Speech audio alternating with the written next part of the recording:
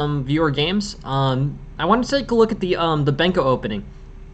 So we looked a little bit at the Benko last night. Actually, we determined that there were basically 5 games that went into the Benko, or 5 main variations out of the offered Benko. And I wanted to take a look since we've already seen the lines. I'll probably go over them again once or twice over the course of this this stream, but basically, I wanted to take a look at this. I basically wanted to take a look at the main Benko lines, and then also also look at some GM games related to it, just so we get kind of a better sense of how to do it. So basically, the Benko Gambit involves B5 and A6. That's kind of the defining characteristic of the Benko Gambit. And here, C takes B5 is by far the most popular move. It's basically a gambit that you have to accept. I mean, I don't think there's much in the way of alternatives once black plays B5. It's way better to move the pawn and trade on B5 or capture the pawn on B5 than it is to basically let the exchange happen on C4. So C takes B5 is by far the most popular. Let's look. C takes B5, A6. And then basically here we have these 5 options. We spent a good amount of time last night talking about the 5 options for white here. There's basically 5 lines. Let's see. I learned the names last night. I didn't know. F3 is the Delugi variation. That's the first one. E3 is the modern variation. Pawn takes A6 is the fully accepted Benko Gambit. B6 is the pawn return variation. And knight to C3 is the Zaitsev system. Okay, so we have this. Basically, we can see, those are 5 lines. We saw that basically the only one that really had a single forced response was knight to c3, in which case pawn takes b5 is by far the best for black. Queen to a5 was also playable, but pawn takes b5, that was the move. So, this game, this is basically a titled player game. Black is Grandmaster. We'll have an opportunity to see how basically a Grandmaster can play the Benko as black. With this e3, this is the half-accepted modern variation. We again learned this theory last night. And with e3 here, black has a few different options. I guess I would say that g6 is one of them. C takes b5 is another, or a takes b5 is another. Bishop to b7 and e6. Let's defer to what the Grandmaster plays here, and let's look at a takes b5. A takes b5, bishop takes b5, and then queen to a5 is the most common. Knight to c3, and yeah, it's kind of interesting. I mean, basically, this is an FM playing a GM in a club match, or basically a league match. So I think we can learn a little bit from this, and we can basically say, okay, well, if it's a GM playing an FM in a league match, it's probably the type of situation where the GM is not going to play any novelties. If the GM knows novelties, he's probably going to save them for a different type of situation. This is not a formal enough match to warrant playing a novelty or an invented opening line. So instead, I think that this type of situation, this is one where black would do something along the lines of play the main line and then just expect that the opponent will be the first to deviate, and then recognize that black will probably be the way, have the ability to exploit the deviation from mainline theory. That's how I generally see Grandmasters play this. They play the main lines and then beat their opponents out of the main lines. And then so here basically bishop to b7. White has a slight edge, but black has kind of strengthening development. Ideas like this bishop to b7 facing off on h1, this queen on a5, and basically at the cost of having incomplete queenside pawn structure, black is able to get very good play for his pieces. Threats on d5 are big. Threats on b7 into b5 are big. And overall, I think that black's in a reasonably good position here. Okay, bishop to d2, and now white's got about 0.6 pawns.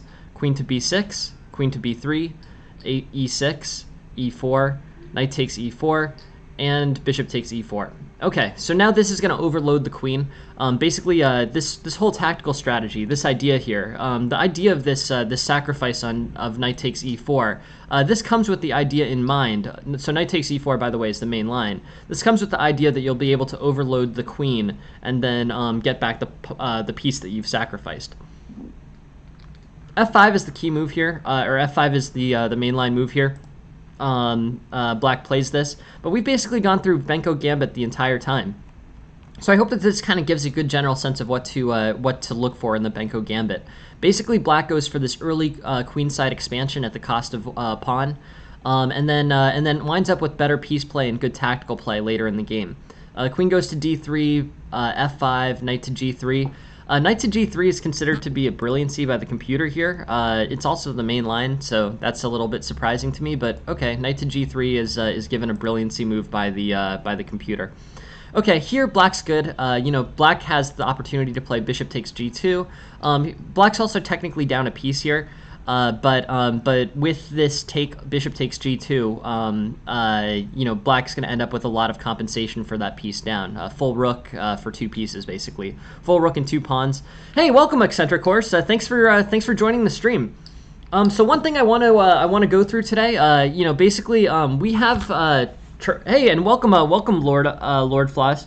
Yeah, no problem at all. I don't know if this is something that appeals to you, Eccentric Horse, but we have a tournament coming up. This is the tournament link. This starts. The registration starts in about half an hour, but we'll have this tournament starting at the end of the lecture, and it's part of a tournament series. So every day after the morning lecture, what we're going to do is play a tournament. And I don't know if this is something that you would have any interest in playing in. I'll reference it a few more times over the course of the stream. But we have this 3-minute blitz tournament starting in about an hour and a half at the end of this lecture. So yeah, feel free if that's anything that interests you. Also worth noting, we have a big game in 90 plus 60 second simul tomorrow. And if anyone wants to join that, feel free. That will be at 3 p.m. Eastern time. The timing on that is a little strange, but it works well for my class. Yeah, no problem. The tournament, I don't know. I guess I would say it's a 5-round blitz tournament. So yeah, that would last about, I don't know, half an hour, 40 minutes, something like that. 6 minutes times 5 rounds. It'll be a quick one today. But yeah, it's just a 30-minute, 40-minute blitz tournament that will count for our tournament series. But yeah, so there's also a big simul tomorrow. I'll advertise it today on the Discord, and we'll see. The simul tomorrow, I'm hoping for a bunch of people. It's the first one that I've made kind of going along with the Chess Academy Discord. But yeah, we'll be able to see tomorrow kind of what interest there is for a game in 90 plus 60 second simul. I'm hoping for a lot of people, but we will see. It should be a big, I'm hoping for a big turnout. If it's not, it's not. But we will stream and have a big simul tomorrow if anyone's interested, starting at 3 p.m. Eastern time, which is at some point basically roughly half between our 2 streams. So yeah, so there's that. And it's a Swiss and not an arena, Eccentric Horse. Yeah, today the one today is a Swiss. Cool. So bishop to g3, bishop takes g2, knight to e2, bishop takes a1, knight takes a1, and bishop to e7. And white's up about half a pawn here. Basically this will be a, white's gonna have, or white's gonna be up a pawn, right? I guess I would say it's a tactically complicated situation. Overall, the material situation, white's up about a pawn, but it's done with kind of split material. So black has a rook for 2 pieces. White's down 2 pawns, and between that, white should be up by about a pawn. So yeah, interesting situation, interesting game, and yeah, this basically is a way that a grandmaster plays a Benko. In terms of looking for inefficiencies here, f5, which is the main line, by the way, is considered to be an inferior move by black. With f5, knight to g3, bishop takes g2. Now we're in a situation where basically white is up about a pawn. And yeah, so knight to e2, bishop takes a1, but all of this was sort of volitional. Like the GM played into the main line here, the main line, which by the way is not given the strongest eval by white. But yeah, now black has black has 2 piece or has a rook to 2 pieces, but a pawn structure and pawn amount advantage. But again, something that black is completely comfortable with. Okay, so let's see basically how the grandmaster exploits this. Castle, bishop takes d7, rook to d8, queen to g3, bishop f8, knight to f4, rook takes. Okay, and now this basically, this bishop takes d7 was a major blunder. With this, rook to d8 can be played, and this basically wins the game for black. So overall, this was interesting. I mean, we basically played mainline theory. This is still something with two lines into the game, and with bishop takes d7, black ends up a piece. So rook to d8, queen to g3, bishop to f8, knight to f4, and black is way up. Black can now play knight takes d7 or rook takes d7 and be up a significant amount of material. So yeah, good stuff. Good play for black. Rook takes d7, knight to h5, queen to b7. And yeah, black, I would say, is fully comfortable. So no issues. Threats on f3 are going to be possible. Threats of rook to f7 and knight to d7 are possible. And yeah, black's just up 7 pawns. Should be good. A full piece. And yeah, in this situation, definitely the black side is winning. So interesting. We learned a little bit about the Benko gambit out of this theory. So in this case, c5, Benko, and then b5, and then on a6, there's the 5 options. f3, Dlugi, e3, modern, b6, pawn return, and pawn takes a6, fully accepted gambit. And knight to c3 is the Zaitsev system. Hey, good morning, Alexandre. Good morning, Sam Sejwani. Just want to remind everyone, there's a tournament starting at the end of this stream. This will be a game in basically a 3-minute blitz tournament, 5-round Swiss, and it'll count for our monthly tournament series. So yeah, feel free to join, but I just wanted to kind of put that onto the I'll advertise again once it opens about half an hour from now. But at the end of the stream, there's going to be this blitz tournament, and yeah, that'll be cool. Cool. So a6, and then e3 is this modern variation. A takes, bishop takes, queen takes, and basically a long series of moves where the first option is pretty overwhelmingly played. Bishop to b7, bishop to d2, queen to b6, queen to b3. E6, E4, knight takes, and this is really the key. This is really the key move that isn't intuitive out of this theory, but it's knight takes, overloading the queen and aiming the bishop onto this, posting the bishop on this long diagonal.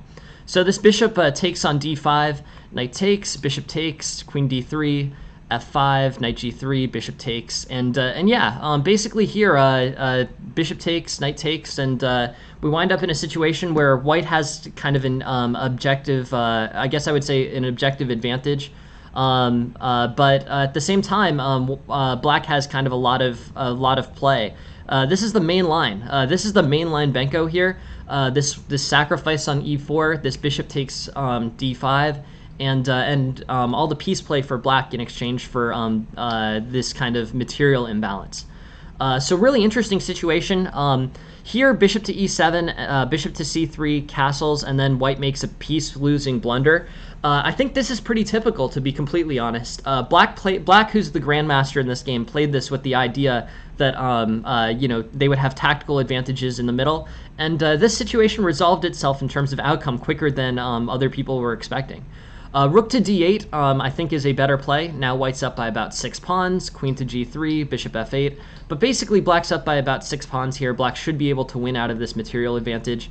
And yeah, this is just a good demonstration, I think, of how how to win a Benko game.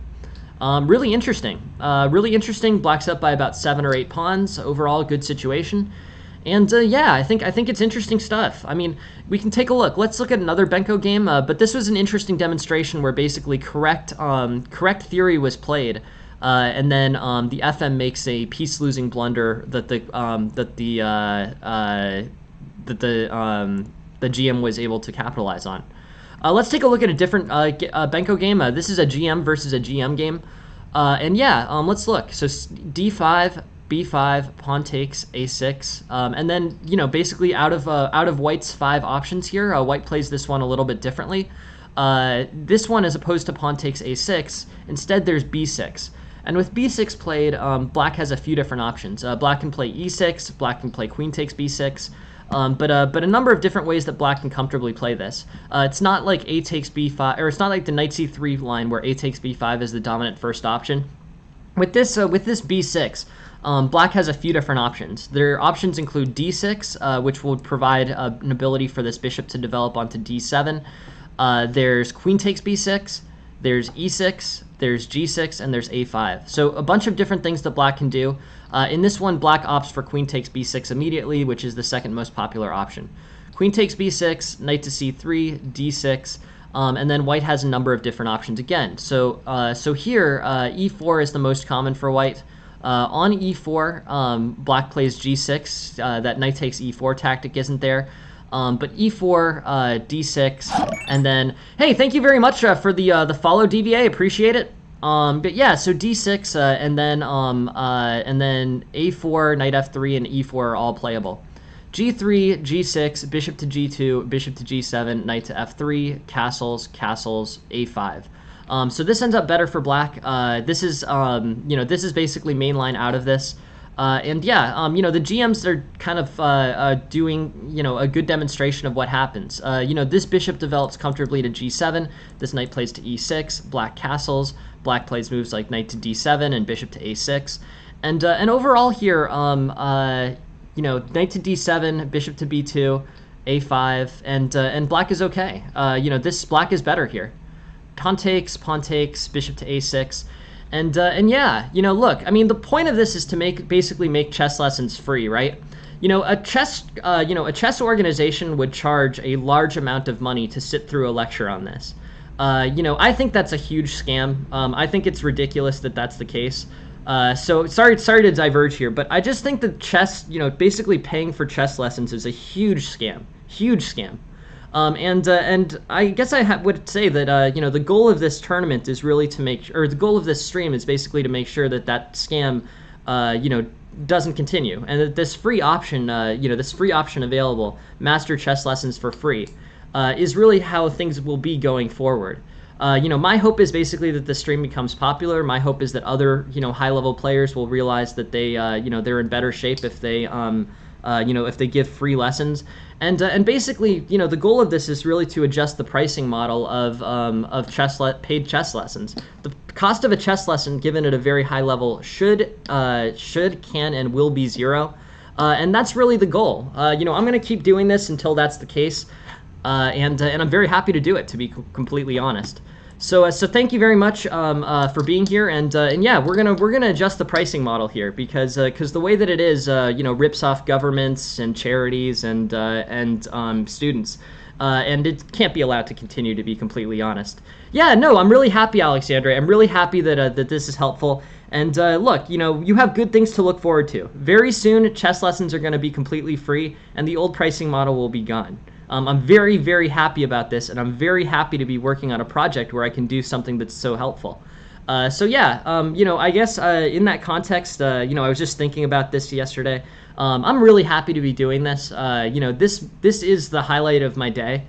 To be completely honest, of all the other work that I do, this is way more fun for me, and we can basically break a scam. How cool is that, right? I guess I'm actually really happy about that. So anyways, chess lessons will be free going forward. You should never pay for them.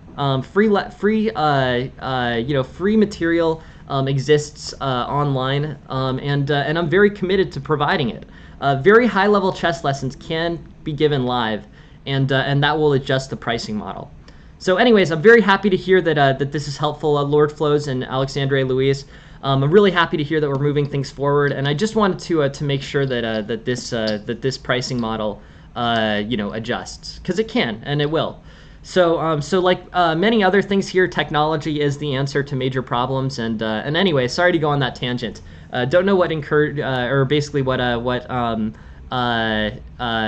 encouraged me to go onto that tangent. But in any case, I'm very happy to be doing this stream. It's the highlight of my day among the other things that I do. And yeah, I'm really happy to have you guys here. Anyways, bishop to a6, queen to c2, rook to b8, rook to a4, knight to e8, and yeah, basically black's getting his kind of aggressive kingside play at the cost of a pawn here. There's going to be pressure on b3 potentially. This bishop's faced towards the queenside pieces, and yeah, this idea is good, for black. Things like knight to c7, things like knight to e5, things like knight to b5.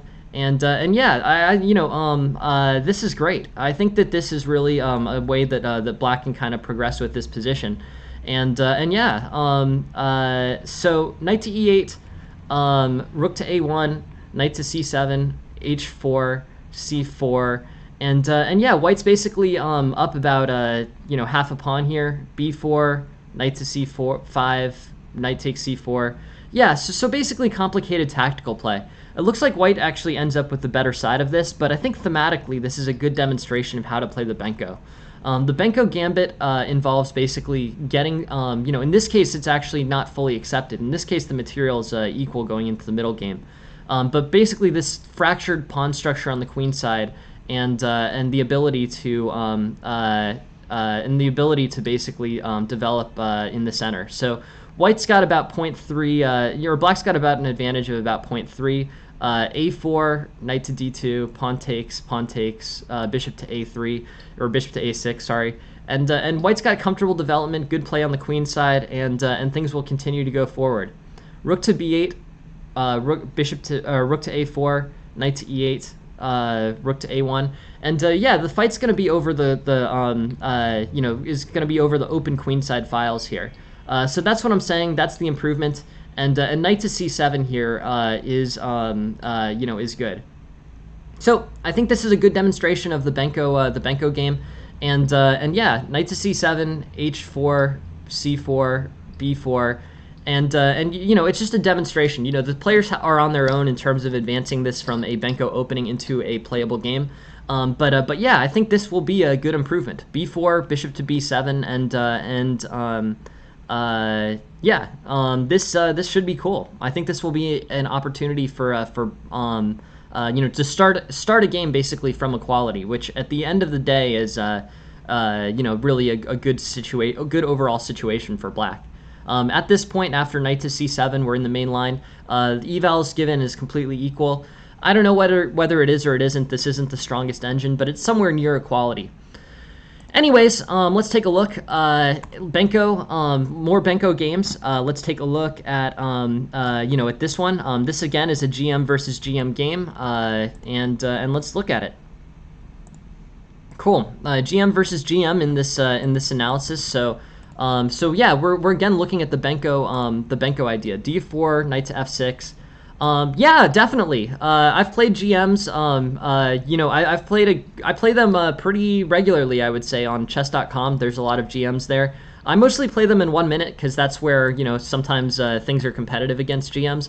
At slower games, they would be way better than I am. But at 1 minute games, I think we're it depends on the GM basically. The best GMs are way better than me, but the GMs that are weaker at bullet games those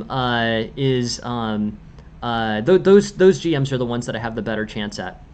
So yeah, I'm relatively strong for my rating in 1 minute games, and against GMs that are relatively weak for their rating at 1 minute games, I get to play those ones pretty frequently.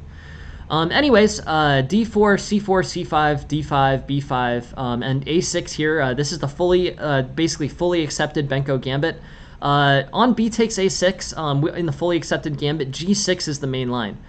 Bishop takes a6 is actually the second most popular, but g6, this provided for black. Knight to c3, bishop takes a6, e4, bishop takes f1, king takes f1, d6. Basically here, this ends up in a situation where where basically black is comfortable. White has the idea of making exchanges here, but we're still within opening theory. Again, how seriously to take this 1.19 pawn advantage given by the eval? I don't know. I mean, basically that 1.19 pawn disadvantage discounts a number of things from this position. Black's going to be able to get aggressive play on the queen side. This king is stuck on f1. Both of those two things should provide positional value to white here, and I'm not sure that the eval is capturing that. Anyways, knight to f3, knight to d7, g3, bishop to g7, king to g2, castles, and again, this eval is getting I again think that this is a generous eval for white. This is mainline theory. I mean, if we look at this, 2,100 games have been played out of this, and yeah, I guess this is kind of interesting. I mean, basically full full strong ability for white to be basically black has good chances of equalizing here. So I wouldn't take this eval too seriously. I don't know. I mean, I guess I would want to look at it with a stronger engine as well. But black should be able to get queenside play. Moves like queen to a5, moves like f rook to b8, and moves like knight to e8, knight to c7, knight to b5. That should be good for black, and with this, with this in mind, I think black should have a strong situation. A4, queen a5, queen c2, rook to b8. All of this should be good for, basically all of this is main line. Let's see where the deviation was. I guess the a4 was probably a slight,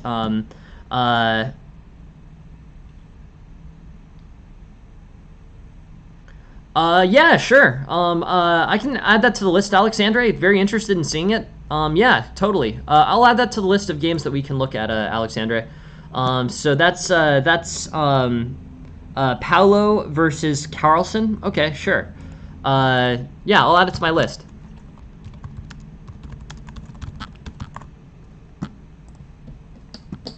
Cool. A4, A4, queen A5, queen to C2. So white's played kind of an unusual line here. This A4, queen A5, queen to C2. This ends up in a situation where, okay, cool, yeah, no, sounds good. Definitely we'll take a look. But yeah, basically black's playing here. Black has opportunities to attack on C3. Black can play moves like rook to B8, rook to B4. Lots of opportunities for black to advance this position. Rook FB8, rook A3, queen to B4. Let's look at the eval here. Eval's white's up by about a pawn.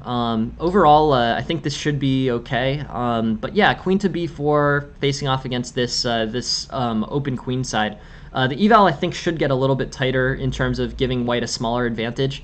But yeah, queen to B4.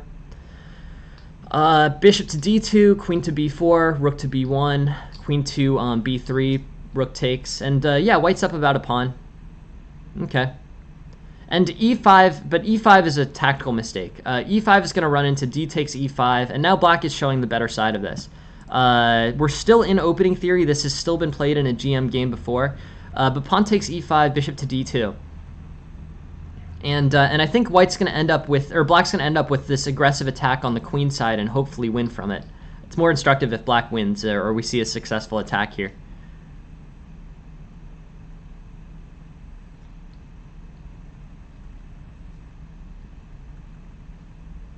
Yeah, so it ends up in a draw. Okay, interesting. Interesting situation. But yeah, I think this is a good demonstration of basically black's play out of a Benko gambit. C5, D5, B5, pawn takes, A6, pawn takes, G6. Okay, cool. So in this situation, white's up by about a pawn. Knight to C3, bishop takes A6, bishop takes F1, king takes F1, and white's up about a pawn. I think better for I think basically this this situation, this mainline theory is sort of what black is looking for. This is actually the fully legitimate gambit, by the way. I mean, when people say Benko gambit, this is the fully accepted gambit, the gambit all the way down to A6. This is what people are talking about. Like most gambits, it involves basically a favorable eval for one of the sides against the other. Basically, the gambit side ends up with an objective disadvantage but practical compensation, and basically black's going to be running his pieces against this against this queen side, and yeah, d6, knight to f3, knight d7, castles. A4, queen A5. Yeah, overall here, I guess white's played somewhat atypical moves. Castles, A4 is an offbeat move, not book. Queen to A5, and then queen to C2 is not the most popular response. So over the course of 3 half moves, we've basically moved from a very popular book line to a sideline. A pretty, again, a relatively small sideline. But this is really what this Benko gambit is about, and this is the main, the main objective of this lecture is, you get these open files on the A file and B file, and then you end up with an aggressive attack against the white queen side. Rook to B8 facing off against B2, queen to B4 facing off against B2, and yeah, this will end up in a situation where black is, black is in good shape. especially if white manages to misplay. White's given an objectively good eval here, as in most gambit openings, but this practical compensation that black is getting, I think, is definitely worth it. This connected pass pawn too, or this pawn becomes a connected pass pawn if you're able to get the B pawn off of the board, provides a lot of opportunity for black to win in the late middle game, early endgame. Okay, so how does black equalize? Pressure on B2 is very helpful. Bishop to E1, rook to B4, pawn takes, bishop to D2. And basically here, black can play moves, put pressure on B2, seems like a good idea. Knight to D6, knight to C4, rook to B3. And yeah, black's up by about a pawn. Cool. Black's basically up by about a pawn and a half, and things have flipped very quickly towards black. So what did white do to misplay this? I don't know if it's as much as it appears. There's an opportunity where there's basically an opportunity for white to win, right? Or at least white's showing a very positive eval. So let's look at how this is tactically misplayed by white. I think we're out of opening book, or we're close to being out of opening book, but basically white's showing a very positive eval, which I think is generous. I think the actual eval advantage is not as big as the eval shows. But in any case, this slips away from white very quickly. So the bad move here for white was e5. E5, d takes e5, and it basically feels like white gave up that d pawn, or that e pawn, for basically nothing. This pawn is now isolated, and it not passed. Basically, this pawn doesn't really have much to do on that d5 square. So things like knight to b6, things like rook to d8, threats on d5 are going to become an available option for black. I guess I would just say that this ends up being solid for black. Knight to d6, knight to c2, but black's up by about a pawn, c4, knight to d3. So those were really the two errors that moved the dial very aggressively towards black. Here everything's pretty much calm. White's technically down a pawn black's down a pawn with practical compensation, and e5, which is playable, basically just gives the pawn back. Better for white here was a5, and you're still giving up the pawn on e4, but here you're getting a much quicker compensation. This spending a move to give away a pawn that was going to be lost, that's not helpful. So basically now black just has a big positional advantage and equal material. So I think giving that pawn away, which may have been unavoidable given the situation, was the loss of tempo that white took to do that. I think that was the error. So anyways, knight to c2, rook to b3, a3, b4, and then the second error for white was knight to e3. Knight to c5, rook to a2, and black has good control of the center. Black's up by about, I guess I would say black's up by a pawn and a half. No problems. So yeah, cool. Black then makes some tactical misplays. Better for black here was king to f7, just straight up sacrificing the rook. Rook to b2, I think, was an inefficient move. King to b7, or king to f7 here, knight takes b3, pawn takes. This is good for black. Rook to b7 was an inefficiency. But I think really what we wanted to study was the opening here, and I think this is a very good demonstration of kind of play in the play on the queen side in the Benko with that sacrificed pawn.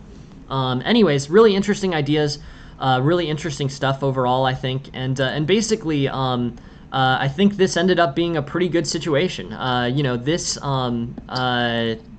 idea is good. I think overall, that's what happened. This pawn gets sacrificed, and then black ends up in a situation where he's attacking aggressively on the A file and the B file, and ends up with a good situation. So.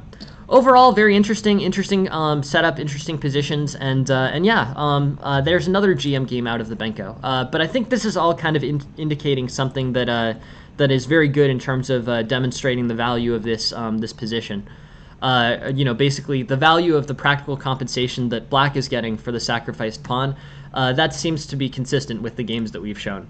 Here's another. Here's basically an IM versus GM league game, and yeah, it's going to be the same situation. Here, basically, Black is playing the Benko again, and Black's going to end up with. Oh wait, I picked the wrong one? Sorry about that.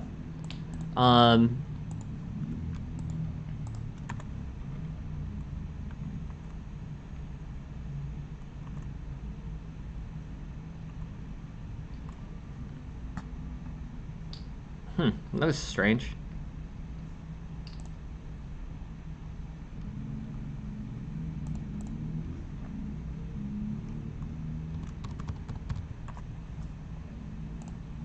Yeah, sorry, I had another one here, but yeah.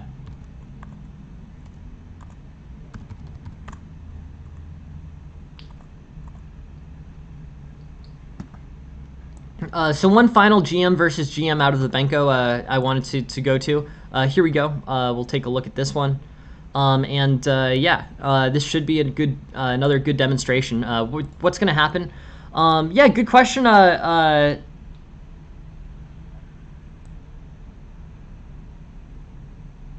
Yeah, so chicken. Cool. Super basic question. You've never had any formal chess training. What kind of game would you pick? I guess what I would say is the type of games where you end up in a situation where you get where you basically end up playing a positional game. Positional games and games with opening theory are the best. I would just say avoid ones where feel free to send whatever you like, and whatever you like, I'm very happy to do instruction on. But yeah, the idea, the thing that can be the most helpful with as a human, looking over analysis is not tactical games. For tactical games, I'm just going to end up reading out a theory. That's what any human does at this point, or reading out basically engine output. But I can help a little bit in terms of studying theory and understanding the logic behind the way that games develop, and I can understand a little bit about, and I can help go over a little bit about positional understanding. Hey, thank you very much for the follow, VJ. Appreciate it. Thank you very much for joining the stream and for following. Yeah, and yeah. So send one where you can where you can look at the examination of the games. So yeah, positional games tend to be better. Things where pieces don't get hung, things where pawns don't get hung, and kind of your slower, more kind of I guess I would say accurate games. You can look at the accuracy on the eval, but usually things where the game doesn't come down to a 3-move tactical combination. What's interesting about this is I think people are kind of reluctant to talk about this, but under the 2000 level, I would say a majority of games are decided by tactical losses. So 2 or 3 move tactics decide the majority of games under a 2000 rating level. So that makes tactical study really the most important thing to get right, from improving from about 1200 to improving to about 2000. There's deeper understanding there. There's other things that you can learn in chess for sure, but the most practical thing is always going to be tactical study, and that's not really something that you can pay for. That's basically something that you end up doing on your own. It's like it's just basically self-study, chess puzzles, that type of thing. But if you send positional games, those will be the most helpful, and that's where I can add the most value. Okay, one more. This is Alejandro Tomaszewski versus Ramirez. Okay, 2 GMs with famous names. D5, B5, pawn takes, A6. And here they play the modern version. Now, the modern version is E8, E3. And then in the modern version, Black has a number of options. It's not like knight to C3 where C takes B5 is basically forced. Most common for Black here is G5. Second most common is pawn takes B5. And yeah, what I'm sure we're going to see is the same type of play, basically, aggressive play on the queen side. This is interesting. So this one is a little bit more interesting than your normal one. This is an early queen to D6. Okay. Cool novelty. G6, knight to C3, bishop to G7, castles, A4, D6, or sorry, E6 here. But yeah, a number of kind of deviations from the most common theory, and an E6 here, basically this, this 7-point advantage for Black, or seven games played for Black is what's played. So yeah, here it looks like there's more play in the center than normal. This is kind of unusual, but definitely the queen side is still going to be the primary focus of play. These players are both playing on the queen side. The center's taking a relatively larger role than it frequently does. But yeah, knight to d7, queen to f2, e4, bishop to c4, king to h8. Black's better by about 2 pawns, and things I think are pretty comfortable for black. Pawn takes c3, knight to d6. Yeah, I guess black's up by about 3 pawns here. Knight to c5. But yeah, black basically wins on the queen side. All this queen side piece play, really solid, really good way for black to kind of consolidate an advantage. And by this point, black's up by about 5 or 6 pawns, and things look good. So let's go back and look at this. Okay, interesting. d4, knight f6, c5, d5, b5, pawn takes, a6, e3. Okay, cool. So yeah, this is the modern variation of the Benko. Honestly, I think repetition is probably the best way to learn these things. Again, let's look at these 5 options. There's 5 well-defined options. It's a big fork in the opening tree for white. F3, Dlugy variation. E3, modern variation. Knight to c3 is the Zaitsev system. Pawn to a6 is the full gambit, and b6 is the pawn return variation. Okay, e3. G6, knight to c3, bishop to g7, e4, and yeah, basically white's up by about a pawn here. This is the type of situation that we're used to seeing. But black's getting this kind of early, aggressive play on the queen side, and even with this move, queen to d7, which shifts focus a bit towards the center. This aggressive play for black on the king side or queen side is going to happen. So this is what to expect on the Benko. You basically get practical opportunities on the queen side while giving up either some positional, or you're basically giving up the pawn in the fully accepted gambit, or giving up some positional characteristics in the declined gambits. Like the pawn return variation. Both players get 2 pawns out of that side, but basically, or out of that game. But the advantage for black in that situation isn't particularly good. Sorry. The two, it's basically black's position is not overwhelmingly good in the in the situation where the material ends up roughly equal. That's what I'm saying. If black wants the best positional opportunities, those come in the fully accepted Benko gambit. But in the Benko gambit declines, the ones where pieces end up relatively equal on both sides. Those Benko situations don't come with the open files. First, they don't come with the open files. Like having the open A file is very helpful positionally to black in the regular Benko gambit lines. But in the sidelines that don't involve threats on or that basically don't involve opening up those files, black's positional advantage is going to be a lot less overwhelming. So e takes d5, knight to h3, knight to d7, and here black's up by about a pawn and a half, d4, bishop c4, and yeah, overall here, this bishop's extremely strong. So that's the first thing, basically this knight. What's kind of crazy about this knight is that this knight doesn't, basically white allows pawn takes c6 here. That's kind of tactically interesting. Let's take a look at that for a second. Pawn takes, knight to h3, knight to d7. And black's up by about a pawn and a half. Cool. Pawn takes, knight d6.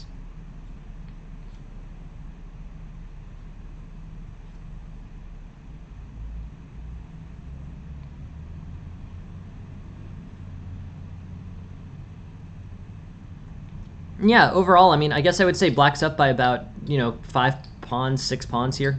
Good situation.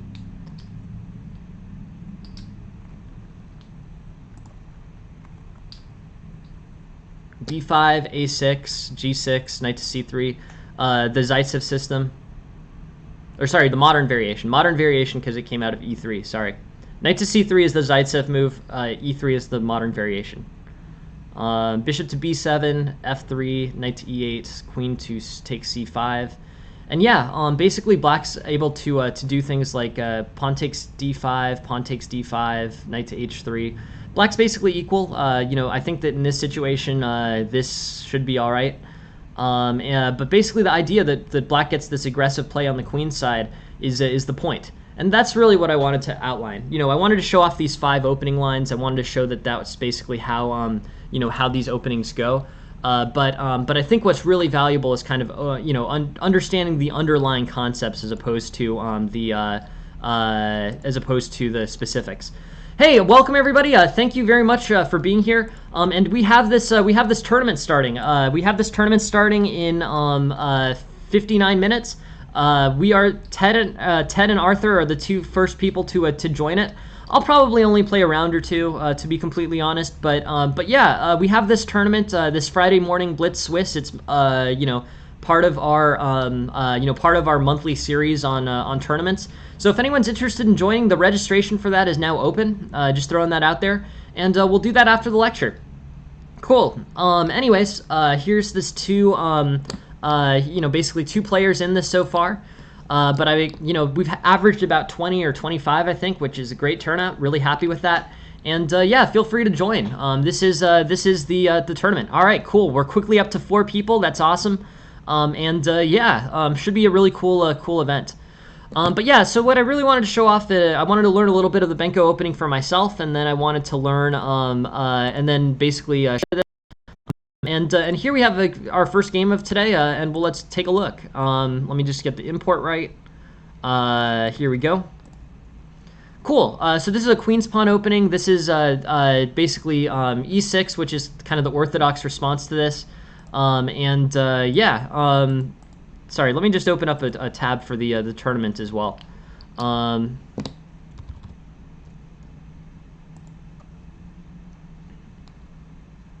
All right, we're already up to 6. Cool, great. Quick 6, which is great. Awesome.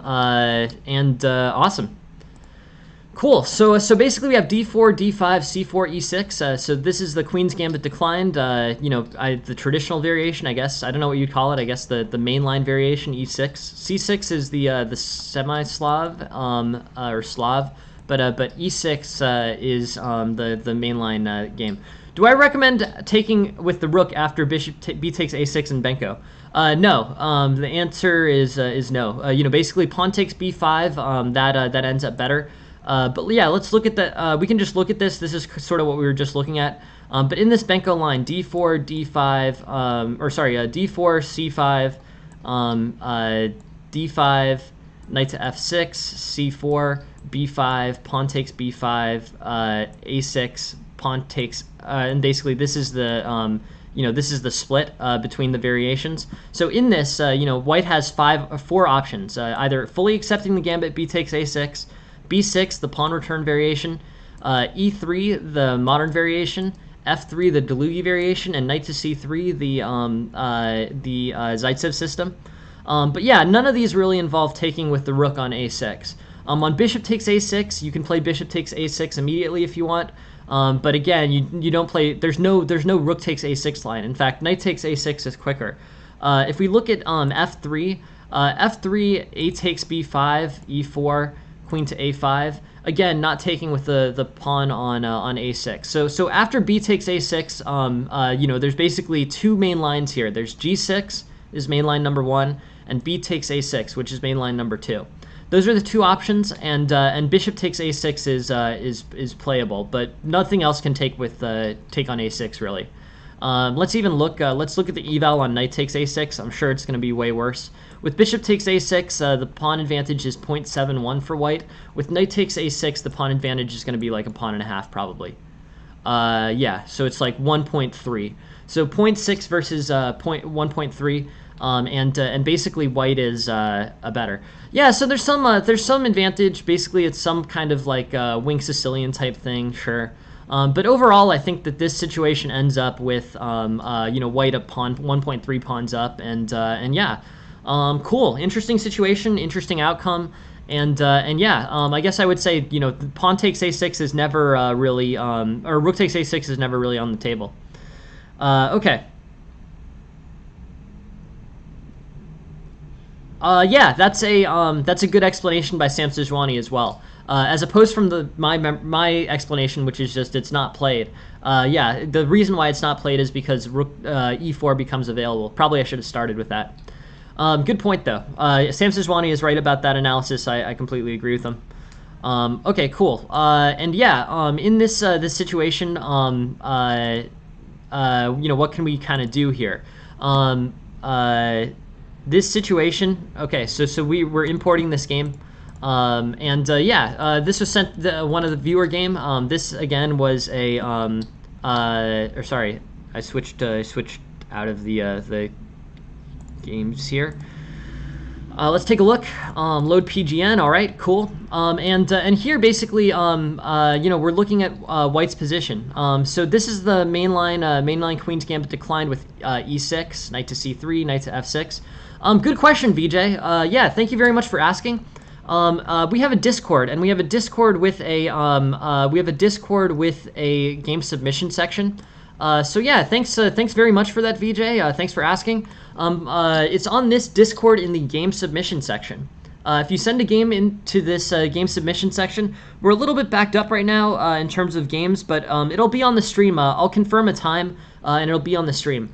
I gotta figure out kind of what to do because I think that maybe what I did was I took too many games from the same players over and over again. I'll probably do something different next month, to be honest, in terms of how to set up games. But yeah, feel free to send that game, VJ, and it'll be on the stream, you know, at a time that I confirm for sure. But yeah, thank you very much for asking, VJ, and just join the Discord, send it to the game submission section. And if anyone else wants to send games, the game submission section is the place to do it. And yeah, please just send it. Cool. Anyways, this is another game that someone has also sent in. Just checking on this tournament, we have 7 players so far. Okay, c takes d5, knight takes d5, e4, knight takes c3, b takes c3. And now we're in, you know, I guess I would say this is somewhat like the Grunfeld. I don't know what you would call this exactly. Exchange variation of the Queen's Gambit, but basically White ends up with this Grunfeld type pawn structure. And the only difference between this and the Grunfeld is this pawn on e6 as opposed to this pawn on g6. Black may play g6 as opposed to, yeah, so Black has to sort of decide what to do. c5 is an idea. You know, c5 basically, you know, puts pressure on the d4 pawn. Black can go into the Grunfeld type systems with g6, but Grunfeld type systems with g6 will definitely be worse. So overwhelmingly, c5 is the move. Good call, VJ. This challenge for the center, this challenge for d4. Yeah, this play on the center here, the c5 playing into d4. I think that is definitely the correct way to play it. So c5, knight f3, c takes d4, c takes d4, bishop to b4, bishop to d2, bishop takes, queen takes. And yeah, now we're in this, I guess they have a whole line of it, semi-Tarrasch main line, exchange variation. Okay, cool. Sure, long line there, whatever. But yeah, this is a very well explored Queen's Gambit declined line. 1,700 games have been played here. And yeah. We're up to 8 players in our morning tournament so far with 50 minutes to go. So man, I bet we're gonna get like 25 or 30 players. I think this series concept is really cool. But yeah, if anyone wants to play in this tournament, I'll stream the first round or two. But man, 9 players in the first 10 minutes. Awesome, really cool. And I'm really excited to keep doing this. Yeah, awesome. I'm really happy that this idea is kind of working. And yeah, the top 3 players at the end of the month will get special server recognition, probably tags, and I don't know exactly what we can do in terms of special characteristics on the Discord server, but definitely some highlighting of the accomplishment of winning our series. That'll be really cool. And yeah, we're up to 9 players so far in our tournament, starting right after the lecture. Cool. Yeah, VJ, you know, just so you know, VJ, you can also submit ideas for lessons to the stream. You know, actually, if you want your material, so VJ, you know, just since I know that you're relatively new, if you put a suggestion for things that you'd like to see on the stream into the lesson ideas section, you can add those, and there's a lot less space. So if you send games, it probably is going to be a week or so until the game ends up on the stream. But we actually have plenty of space for lesson ideas. So where I would suggest people submit things if they'd like to see them on the stream soon is in the lesson ideas section of the Discord.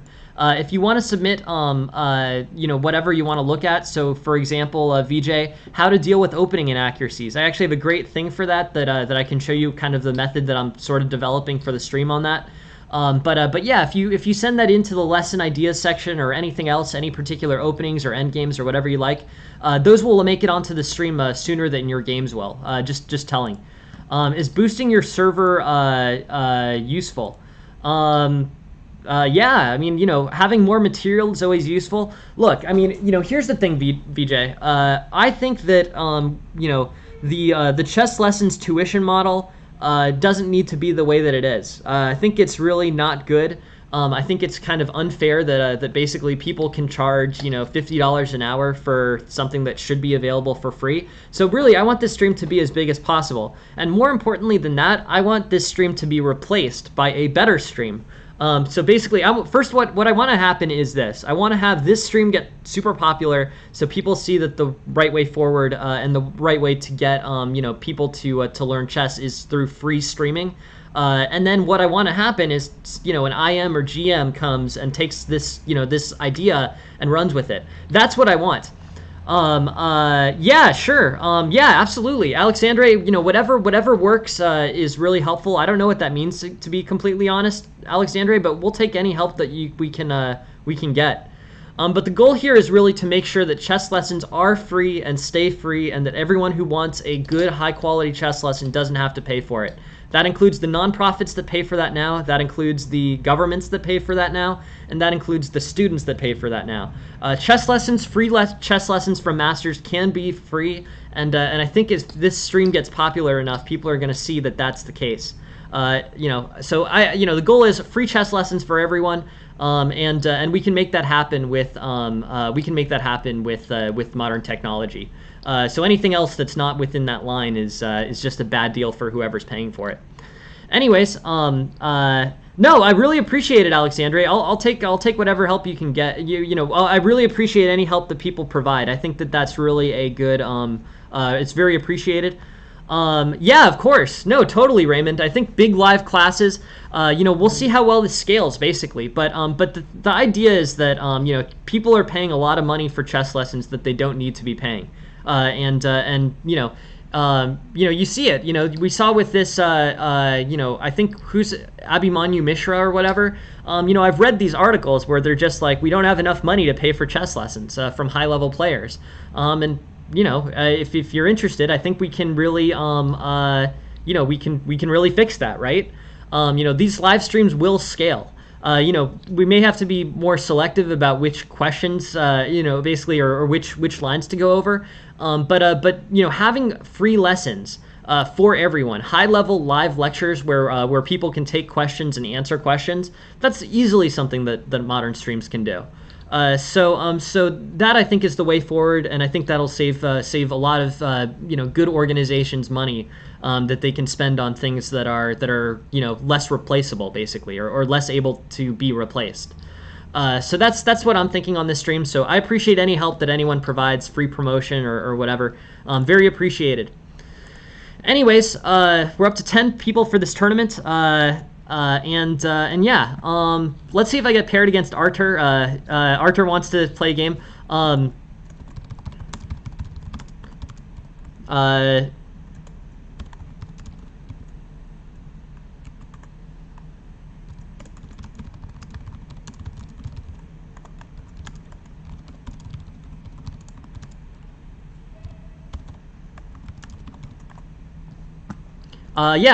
So what does boosting it do? I don't know, to be completely honest, but yeah, let's take a look. Thank you very much for the boost, VJ. I really appreciate it. Don't know what that does completely, but yeah, that is really nice. That is really nice of you to do, VJ. So thank you very much for sending it.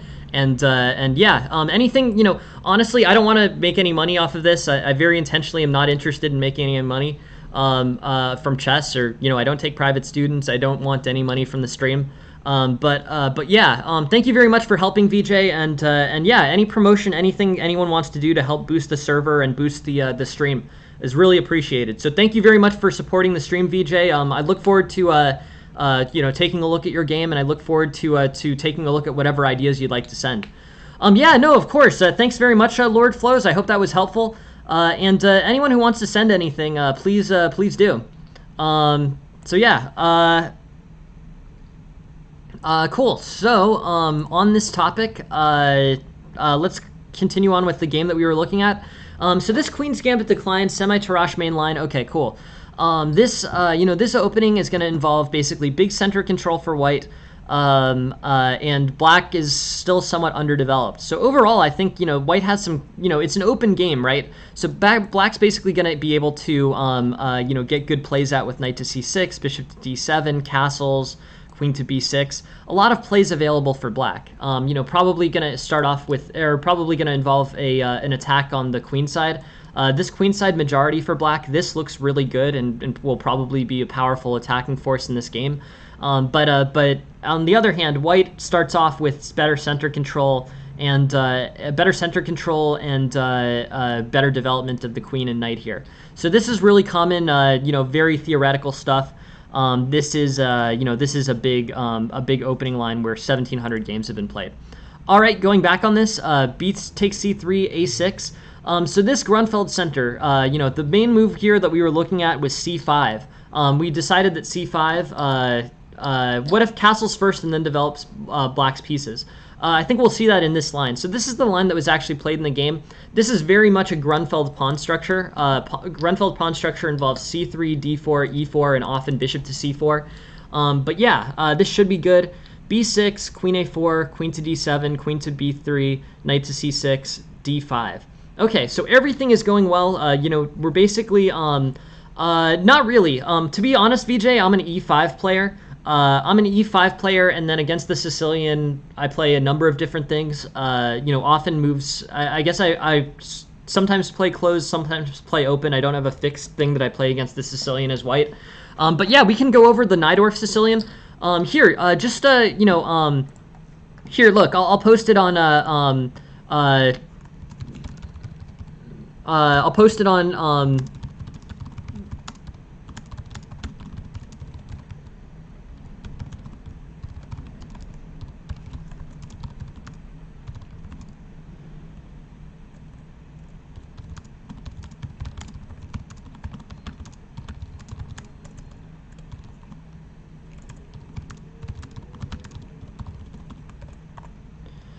yeah. So check out the lesson ideas in the Discord, VJ. But yeah, so yeah.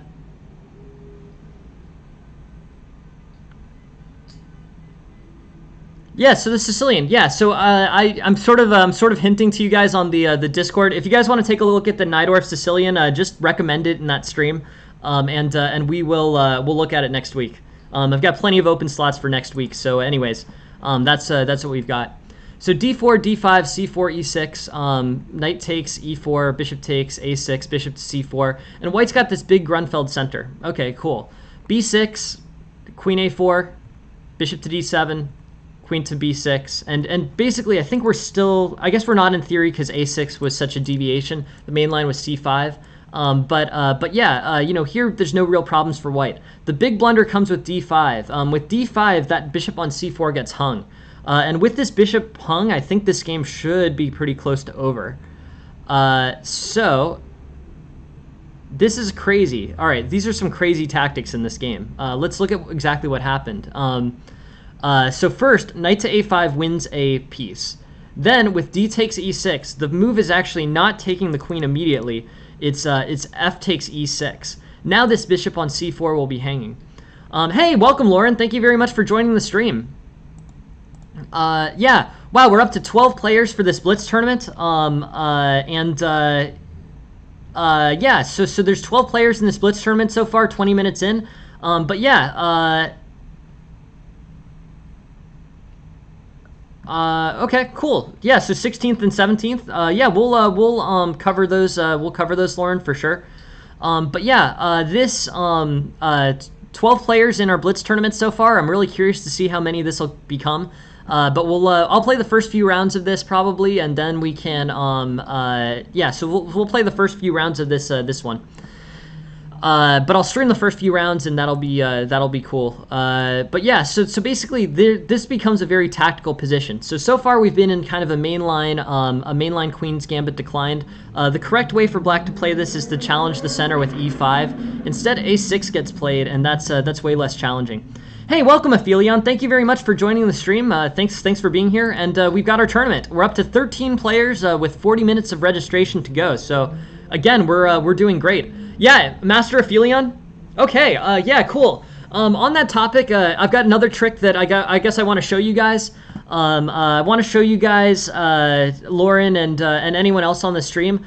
I have a cool thing. So basically, I think once this game enters tactical play, I think basically, it's going to become dominated enough by tactics that, White's going to end up with this huge positional lead and win pretty easily. But what I wanted to show people, since we've got an extra minute or two, is there's a way to get FIDE titles. I actually just got my first FIDE title in the last week or so, or last 2 weeks. Aphelion got his in the last week. But I'm really interested in seeing how many people can get can basically get titles from the stream. So yeah, Aphelion got his first FIDE master title, which I actually think is really pretty cool, to be honest.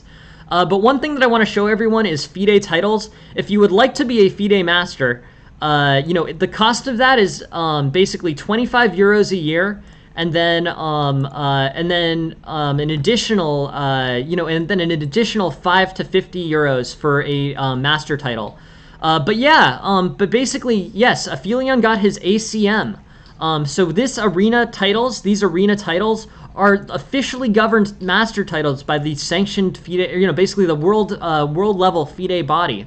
I got my AGM about 2 weeks ago. I'm pretty excited about it. I've had a life master title and an original life master title from the USCF for years and years now, probably 6 years.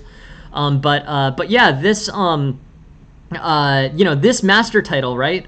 This Arena Grandmaster, Arena International Master title, these titles right here are titles given as master titles by the world level World Chess Federation.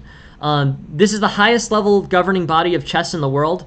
Yes, so I'm an AGM and an NM. Technically, I'm an LM and an OLM, which are slightly better than NM, but basically they're kind of, yeah. So yeah, in the U.S. Chess Federation, I'm an NM, an OLM, and an LM, if anyone's paying attention. But basically, I guess the highest level title of those three is probably OLM. But yeah, I'm an OLM and an AGM. So now master, but I hadn't been a master in the World Chess Federation, FIDE. So yeah, this arena title, these arena titles here, is great. I think this is a great way. Yes. I think I'm just gonna go with AGM from now on. AGM is a title from the highest ranked authority. So AGM is actually, I think AGM outranks LM. That said, I think it's probably harder to get LM than it is, or OLM than it is to get AGM. But yeah, you also forgot CEH, Lauren, which is the test that I'm studying for now. But yeah, CEH Ted Belanoff is what I'm thinking of. OLM and LM are life master titles from the National USCF Chess Federation. Interesting. That's probably not. I think FM is stronger, to be completely honest. But I'm rocking the AGM right now. This is so. Anyways, anyone who wants to get an arena master title and a master title by the yeah. So one of the 395 people is Ted, and one of the 382 people is Aphelion. Yeah, exactly right. That is correct. Oh, no way, really? Oh, that's so cool. I want to see that. Yeah, let's look. I really want to see that, Aphelion. Let's check that out. I didn't even know that was there. But let's see. Oh,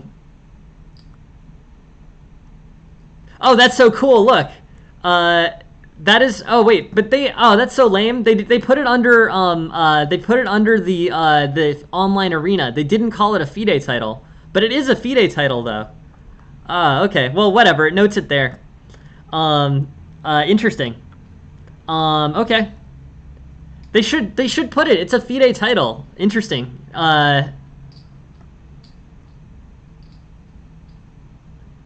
it should be this FIDE title though.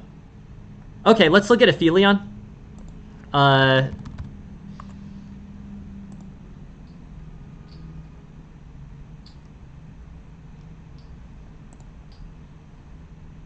oh, that's so cool. Yeah. Well, and not just that, but it gave you a FIDE ID. So if anyone's looking for FIDE, how to get a FIDE ID, that's how you do it. Okay, cool. So you can get a FIDE ID because you didn't have one before, did you, Aphelion? Uh, I don't know. Honestly, FIDE, I don't really play that much over the board at this point. But yeah, so this got Aphelion a FIDE title and a FIDE title and a FIDE account. Yeah, so I guess you get a FIDE, yeah, basically this arena, this, idea. So, well, I'm not holding my breath. I'm way more interested in the business side of this than I am the actual improving at chess at this point. But maybe, because, I improve a lot from giving these free lessons. It's super helpful for me, actually. I get to learn a lot.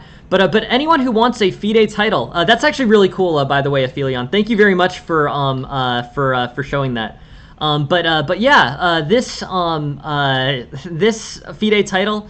Yeah, I know, right? I'll get like 7. Let's get like 7 titles, 7 FIDE titles or whatever. But yeah, these are official titles, by the way. Yeah, it's totally cool. I think it's awesome. FIDE master titles were something that took a long time for a lot of people to get. But yeah, this title, these AGM, AIM, AFM, I like it. Yeah. So these titles right here, this ends up being pretty good for, or basically, if anyone's interested in getting a FIDE title, you can get one here from the arena, and this should be a good way to do it. So arena titles, yeah, this is the way that you can get them. Anyways, that is a way to get a FIDE title if you want one. How many players are we up to? We're up to 13 players in our Friday morning Swiss. That is pretty good. And if anyone wants to play in this Friday morning Swiss, this is part of our larger series of tournaments. But yeah, if anyone wants a FIDE title, that's how you get one. Cool. Looking at this game, so basically the main determinant of this game is has to do with the big I guess basically the big ideas here are white transposes into something that looks somewhat like a white side of a Grunfeld. Black has e6 and then plays these 2 moves that aren't so great on the queen side, and then white makes this big blunder d5, which leads to knight to a5 being playable.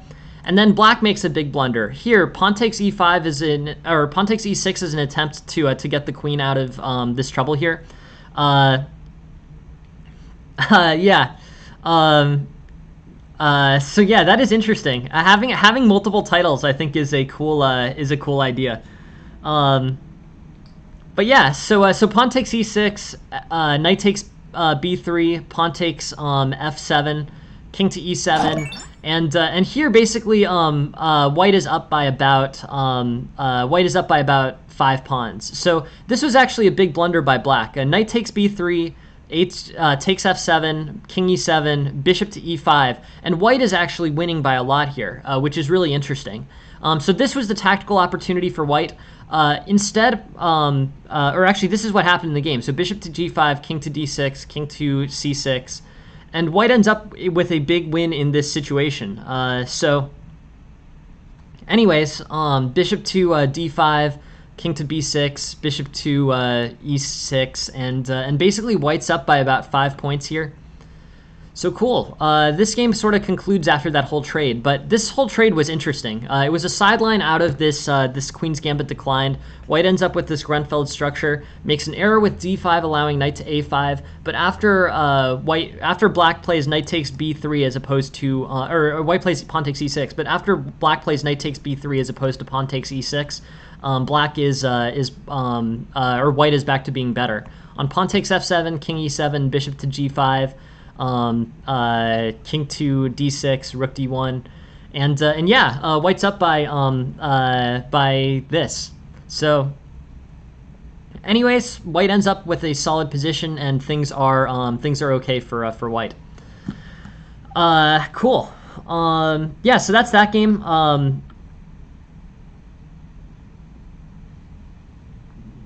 Let's just see TK. Or sorry, I just want to look at your question, TK. I just want to.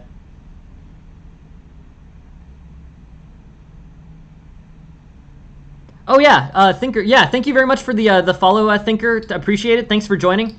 But yeah, thank you very much for being here. Cool. So so this king's on d6, and then white's up by about 7 points. Yeah, no, and also, you know, one of the things that's a benefit for that club is if you get a title on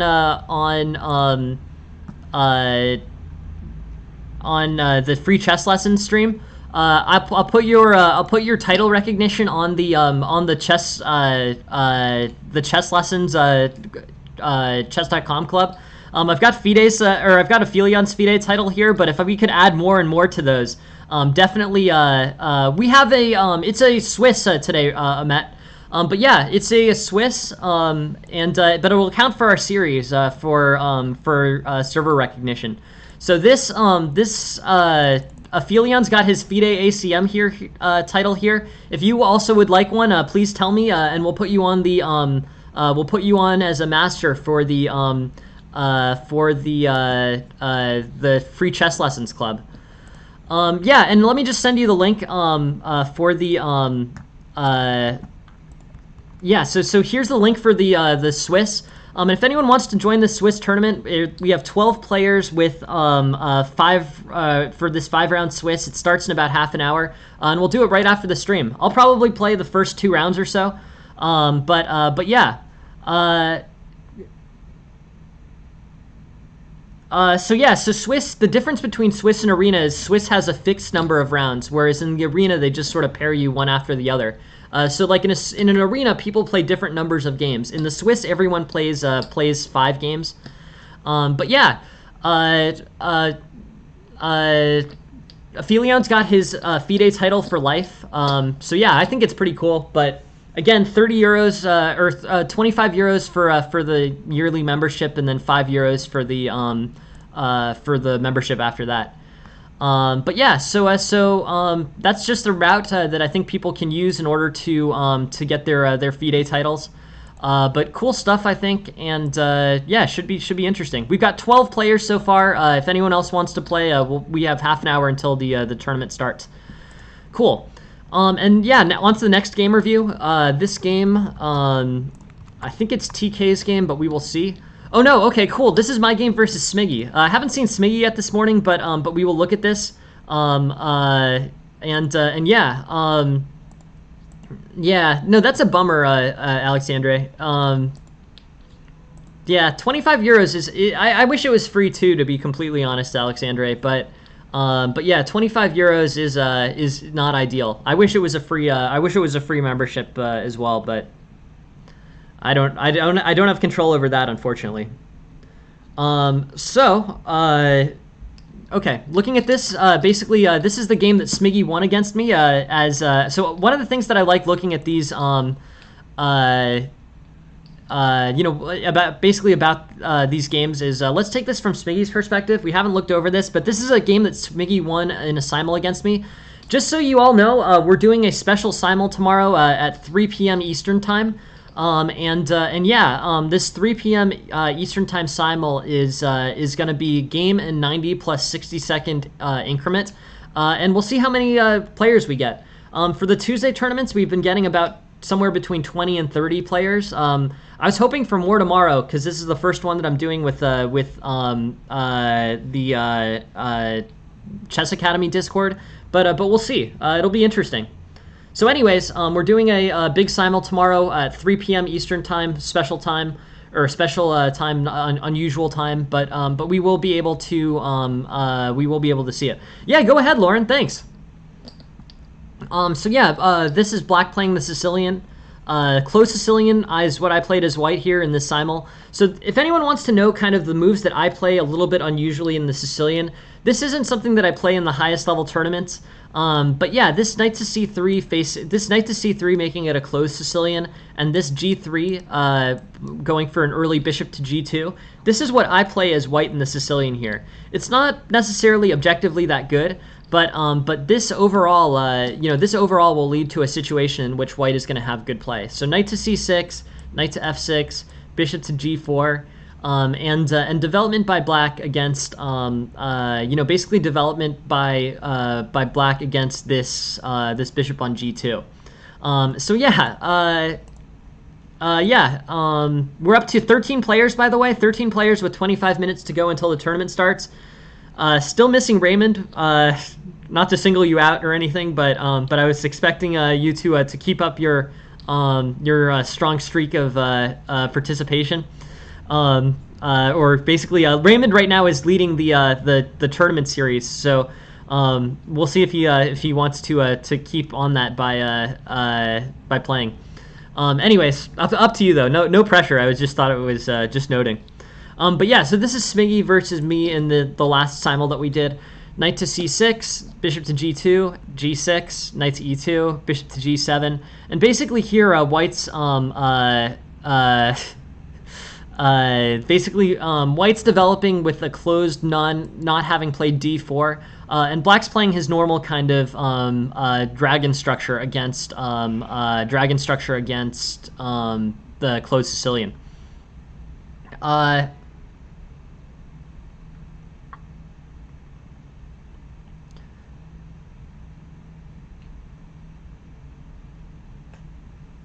Yeah, I mean, the only thing that I think that's a reasonable idea, Lauren, that sounds very deliberate, and I think deliberate is definitely good. If you're playing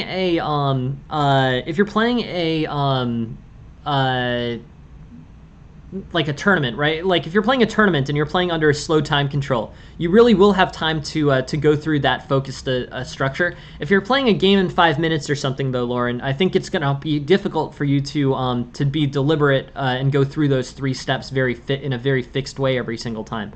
That's just something to consider. Yeah. So OTB classical time controls. Yeah, sure. I think it's great to be that deliberate about it. The only thing I would say about your preparation plan is basically, I think I would factor in, just tactical and pattern recognition in there. It doesn't seem like, so you've had 3, you have those 3 steps, and I guess maybe 2 is where your tactical recognition fits into that. But yeah, no, for sure. So tactical vision goes into ideas and goes into calculation, I assume. But yeah, I think it's great to be that deliberate. Having a plan is always a good thing, Lauren. I think that it's good to come up with a good planning strategy there. But yeah, I think that sounds good to me. It's good to be that deliberate about it. To be honest, I wish I was that kind of focused about my responses. I guess I would say, the way that I play, and maybe this is an inefficient way of looking at classical time controls, is I just basically play through. I'm just not that focused about it. I guess I would say, I calculate. I look at different possible lines, and then I take each of them and go through it deliberately to the, to a reasonable depth. So yeah, that's what I end up doing. But yeah. Yeah, I think it's a mix of, basically at the faster time controls, like Sam Sejuani is saying, the intuition takes over. At a slower time control, I think that your planned strategy and your very deliberate way of going about each piece assessment, I think that's a great way to do it, Lauren, and it makes sense to me a lot. So definitely, yeah, I feel good about that strategy. So if you're asking me, do I think that's a good plan? I think that's a great plan, Lauren. Yeah. No. I think having a really fixed protocol for how you normally do things, I think that's a good strategy, Lauren, and it makes a lot of sense to me. So, good stuff. Thank you very much for explaining that. Yeah, this sounds good. You have my approval on that for sure. Okay, so you've been playing the Sicilian a lot as black. Um,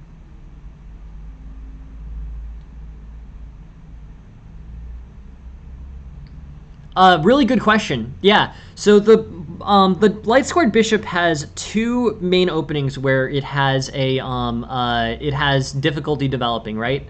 One of them is the semi-Slav structure where you have pawns on c6, e6, and d5. In that case, you're kind of hoping for a trade, or you're trying to construct a pawn break so the light squared bishop has a place to go. But yeah, I guess I would say I like the Sicilian lines with b6 and bishop to b7. If you can get those in a Sicilian, I think that that's probably the best, kind of the most healthy square for the light squared bishop to be.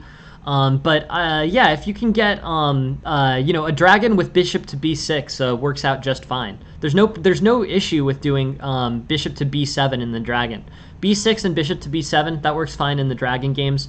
I think that can be a solution. Yeah, I mean, light squared bishop can also go to e6. E6, bishop b7. I mean, I don't know. I like the development of b6 and bishop to b7. But yeah, that's where I develop it, and it's basically it's a matter of taste. But I guess I'm partial to the bishop to b7 lines. Bishop to b7, and then basically, particularly in closed Sicilians, bishop to b7 is the way to go, or in my opinion. But it's a good question. If it's helpful for you, you can draw through from Grandmaster level games. I think drawing from Grandmaster level games will be helpful in terms of understanding that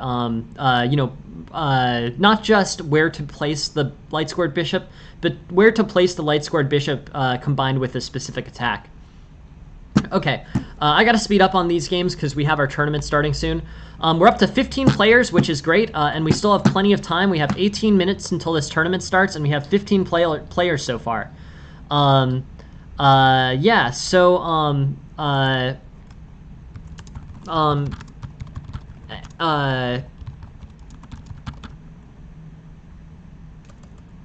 yeah, 15 players in this Friday morning Blitz Swiss. If anyone wants to play, this counts towards our tournament series, and yeah, should be a good tournament. Should be a good turnout, and yeah, another fun tournament for us. As the Chess.com club. Cool. So Smiggy's game. So this is a game that Smiggy beat me in Simul.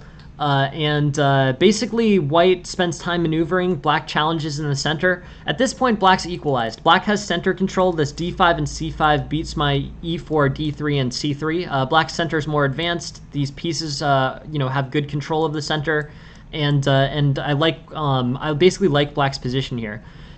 E takes d5 wasn't particularly helpful to white either. Now you just have black having a spatial advantage with these matched pawns on the fourth rank, and white's pawns on the third rank. Knight to f4, bishop takes, and basically black's looking good here. I think the really good move for black in this game was bishop to g5. That was a really good idea. I remember this game now. I remember playing it. But basically pinning this knight on f4 to this queen.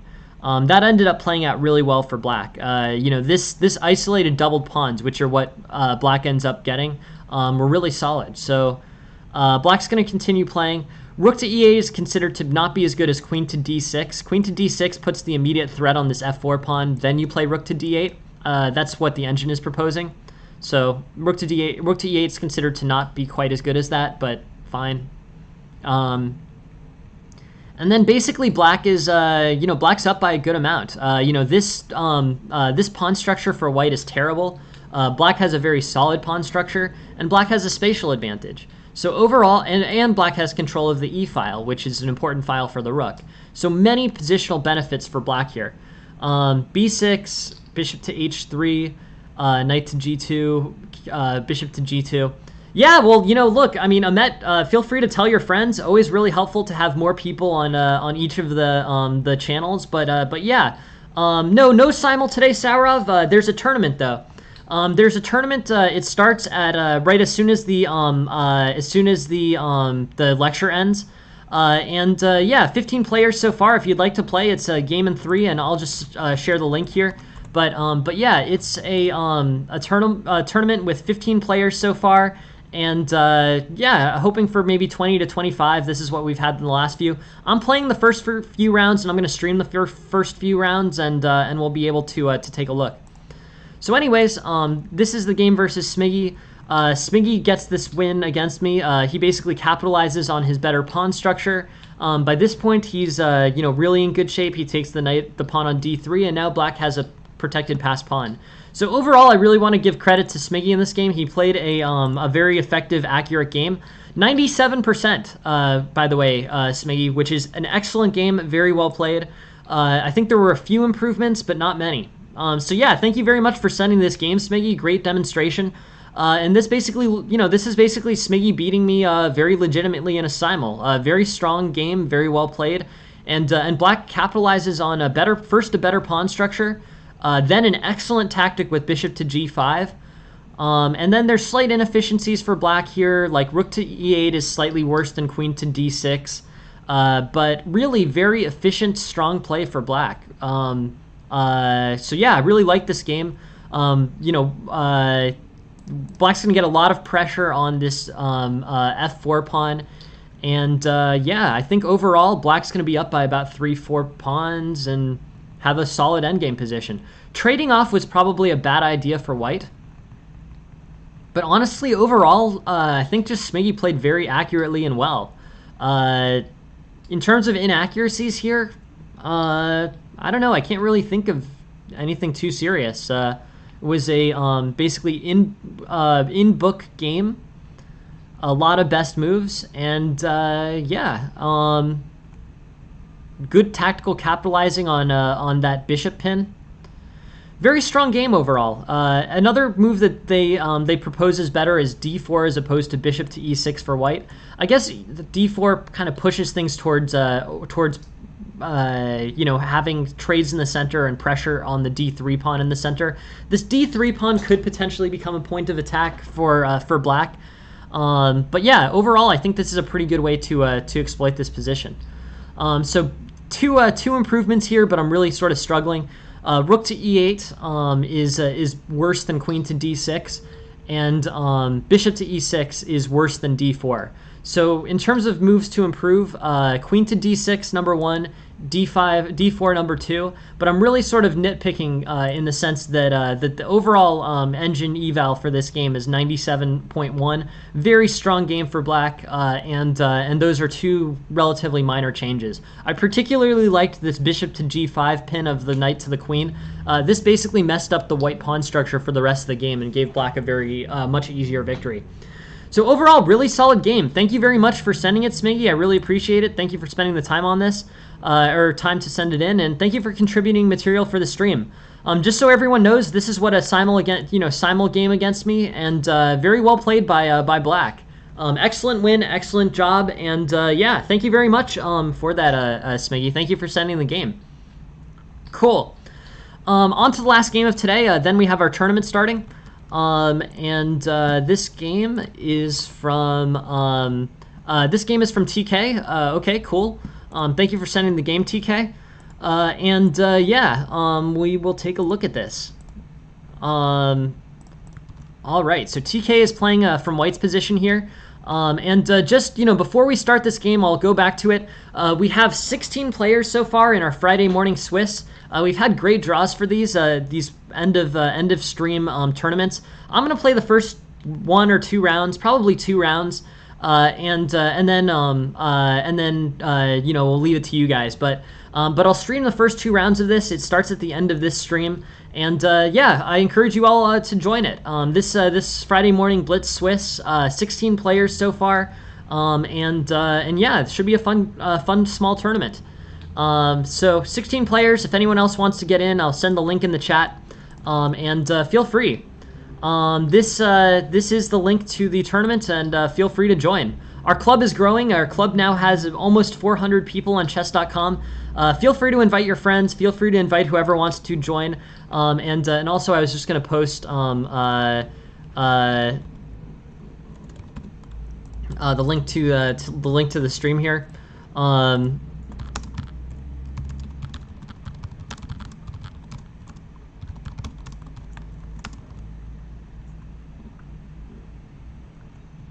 But we'll look at yeah, no, I'm pretty happy with it, to be completely honest. If anyone wants to invite their friends, it's growing fast. I think it's look, Aphelion was the one who started this club, right? So yeah, congrats to Aphelion. Aphelion is now an admin on a 400-person club. And yeah, if anyone else wants to do free work, basically free work to expand kind of this free lessons effort, please let me know. I think I'm happy to extend the ability to set up projects to people if they're interested in them. But yeah, we're sort of coming up with new things that we can put together, and yeah, we're up to 17 players here. So yeah, Aphelion worked hard. He came on to the stream early. And no, it's great. I think it's a great opportunity to get some experience running a stream. And thanks very much for all of the help that you've provided, Aphelion. Yeah, obviously very high stakes, Aphelion. So yeah. But thanks for your help with all of this stuff. It's great. The tournament idea also was Aphelion. But thanks all very much for being here. Thank you all very much for inviting people. And I think my goal really here is to make chess lessons completely free for everyone. And I was going to play the first 2 rounds eccentric course. I'm not sure we'll play. Maybe I'll get paired against Arthur the first round. That would be cool. But yeah, anyone who plays me knows that I am pretty heavy on the flagging and blitz. But okay, cool. So we have TK's game. E4, C6, C4, D5, pawn takes D5, pawn takes D5, pawn to D6, and knight to F6. Knight C3, knight takes. I'm only playing the first 2 rounds, and really maybe I can only play the first round. I don't want to, the tournament's for you guys, it's not for me, so I was going to play the first 2 rounds hoping, because I know that Arthur wants to play a game, but yeah, I think, so bishop to B5, knight to C6, queen to A4, queen to D6. And overall, I think that this, this opening, right, is pretty good, I guess, for white. It looks like white's getting pretty quick development. But basically, this is the Panov attack. Panov attack with E4, C6, C4. That's what this is. Yeah, Panov attack with knight to F6, knight to C3, knight takes, and then bishop to B5. Okay, this I know is, this is a, theory, fairly well explored theory, but bishop to b5 is an unusual move here. So let's look at this. Bishop to b5, 0.06, bishop to b5 here, and white's still basically about equal. Knight to f3 I think is the main line, and I think slightly more promising. This is kind of a more conservative way to play this opening. With knight to f3, you're basically developing a piece and not allowing black to develop in response. So bishop to b5, knight to c6, queen to a4, queen to d6, and basically this, this is going to end up up plus 0.05 for white. Cool. White's going to have ideas like knight to f3, castles, d4, maybe g3 and bishop to f4 here, but white is okay, and this game continues. So it's about equal. Knight to e2, developing moves for both sides, and black has kind of an interesting thing that happens here. Basically trading off on c6 and leaving black with a fractured pawn structure. That's not particularly good for white. It gets rid of the doubled bishop, or basically the bishop pair here. Why don't I tweet out my name in the Twitch channel? Yeah, so I put out the Twitch channel stream here in the tournament. But yeah, 17 players so far. Yeah, I'm not sure. I think you're missing a word or two there, Alexandre. I'm not sure I understand it.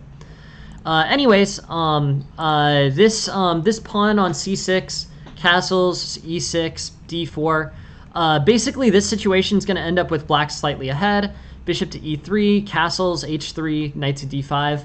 But overall, black kind of developed an advantage here, trading off these trading off these pieces on c6. Queen takes c6, pawn takes c6, and black is up by 0.4 pawns.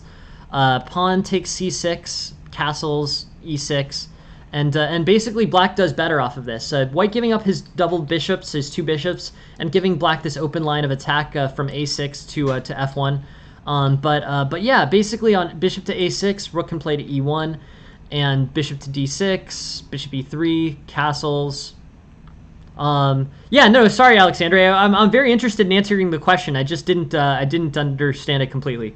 But yeah, no, I tweeted out my name in the chess.com tournament.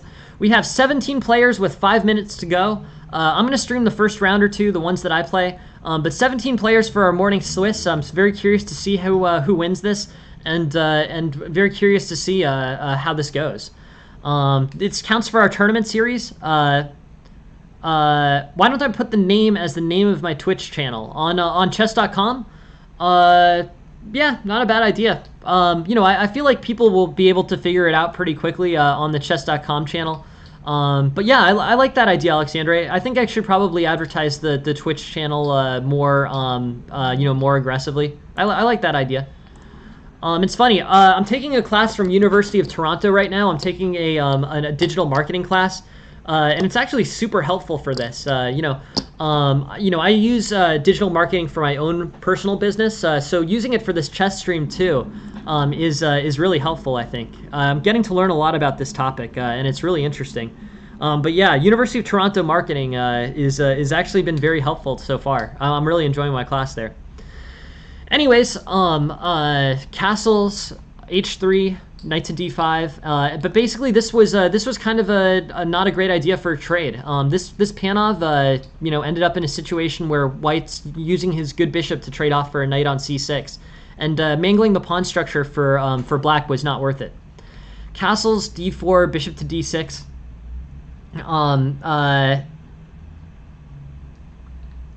Interesting.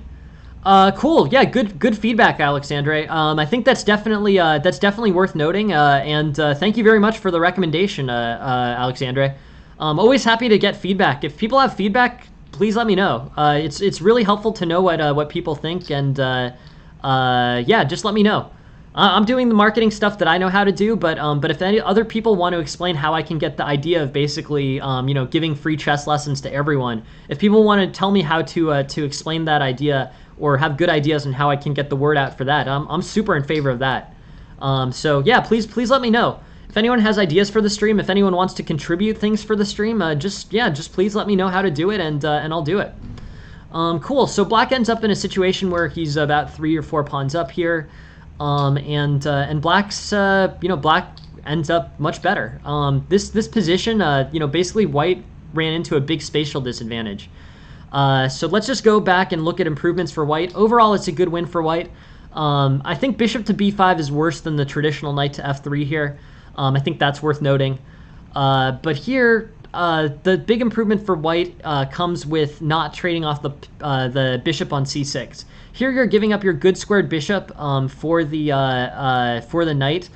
Better ideas here. Queen to h4 is getting recommended. I mean, obviously the queen needs to move somewhere, right? Queen to h4, queen to e4, and queen to d1 are all getting recommended, and they're better than bishop takes c6. Bishop takes c6, and this pressure on c6 leads to too many problems for White. Black develops a pretty good lead, and yeah, Black's I guess Black is up by about a pawn or so here. Anyways, interesting game. But yeah, I think bishop takes c6. Hey, thank you very much for the follow, Galvor. If anyone else wants to join this tournament, we've got 19 players so far. Adding the link in the channel. Yeah, thanks, Chicken of Bristol. The chess.com club is here.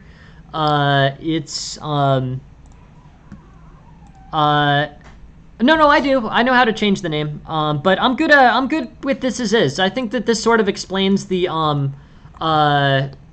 Oh no, I like the name on Twitch. I'm good. Yeah. So yeah, this is the name of the chess.com club. But yeah, feel free to join the chess.com club. We're having the chess.com club tournament. We're up to 21 players, which is great. And yeah, if anyone else wants to join, please join. Thank you for sending the game, TK. Thank you for sending the game, Smiggy. Thanks everyone for being here and contributing material to the stream. Interesting lecture on the Benko. I learned some stuff there for sure. And yeah, thanks very much for being here. Next, basically, just so you know, next stream is going to be at 9:35 p.m. Eastern tonight. And we're having a simul tomorrow. Simul tomorrow at 9 p.m. Eastern. Simul tomorrow at 3 p.m. Eastern. I'll post a link to that on the stream, or on the stream and on the channel. And yeah, everyone will get a free opportunity to play in the thing. In the simul. So I'm just gonna play, I think, 2 games here. Here's my first game against Yo-Yo. Okay, cool. Good luck. I'll try out the Dutch. And good luck, everyone. Thank you all very much for joining the tournament. So F5 against the Grunfeld structure. This is actually pretty interesting. I don't really know how to do this. We'll take a look at this afterwards, because I actually don't know. Grunfeld structure with F5 is interesting. I actually don't know how to do that exactly. Interesting things going on in this one actually already. Knight takes, e5. Very interesting opening on this one. I'll take a look at this at the end of the stream just because I don't know it.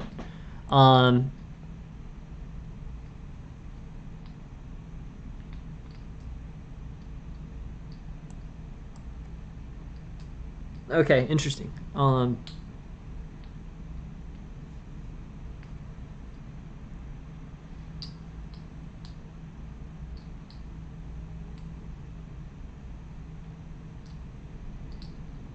Okay, all right, good game, Yo-Yo. Thank you very much for playing. Let's learn this opening. We got a minute here, so let's actually take a look at. Thank you very much for sending for the game, Yo-Yo, and thank you very much for playing in the tournament.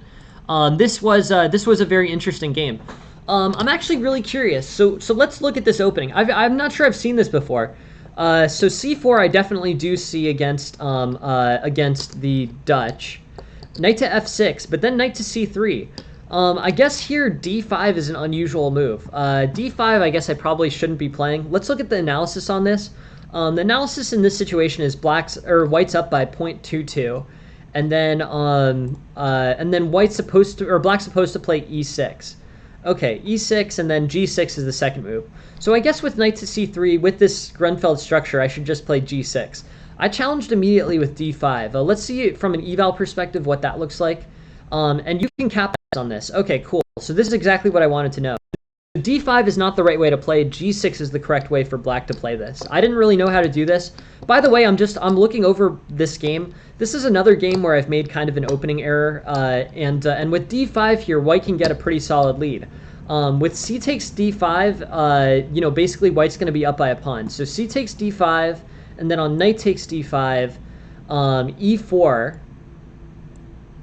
and then knight takes c3, b takes c3, and f takes e4. Okay, so yeah, so this is a really open position on black's king. So this is what white, I think this is the right line for white to play against d5. White shouldn't, or black shouldn't be playing d5. So I'm very happy to admit I definitely learned something a little bit from this game. So I'm not supposed to play d5 here. Interesting. I'm supposed to play g6 or e6, but I would play g6 here and play the Leningrad variation. But d5, trying to transpose this into a Grunfeld, leads to an unreasonably open position against black's king. So d5, knight to e4, knight to f3, knight takes g5, knight takes g5. And then I thought e5 would be a good tactic. Knight takes d5, c6, and then basically this position concludes. But yeah, I was thinking d5. The way that white refutes d5, just so we know, and I hope this is helpful. So white, I played d5, and white can refute d5. The way that the white refutes d5 is with knight takes d5, and then here black can play a lot of different things. But say knight takes d5, the immediate knight takes d5, white plays e4 here. e4, knight takes c3, B takes c3, and then pretty much regardless of what black does, black is going to be in a really unreasonably open position with no ability to defend on this diagonal with the knight. So so here, I guess, like knight to c6 maybe? Knight to c6, e5. Hey, welcome, Anch. Thank you very much for joining the stream. If you're interested, we have this this live tournament going on. I've sent the link a few times. I'll send it once more. I don't know if it's interesting to you. Please feel free to send it, or please feel free to join. But we're only one round into this so far, and I'm waiting for the next round to start. So yeah, we've got this tournament going on. This is a good one. Let me just close this. We're up to 24 players, which is great. Thank you all very much for joining the tournament. Thank you all very much for being here. And yeah, 24 games in progress, which is just awesome. Cool. Great turnout. Thank you all very much for being here. We've got Raymond is the winner of the first two, I think, or at least tied winner for the first two. We'll see how this one goes, but thank you all very much for joining, and this should be another really interesting tournament. We have the full series. If I don't know if anyone's if everyone's on there already, but we have this tournament, the leaderboard. I'm gonna send links to it. This is the Discord. Let me just send.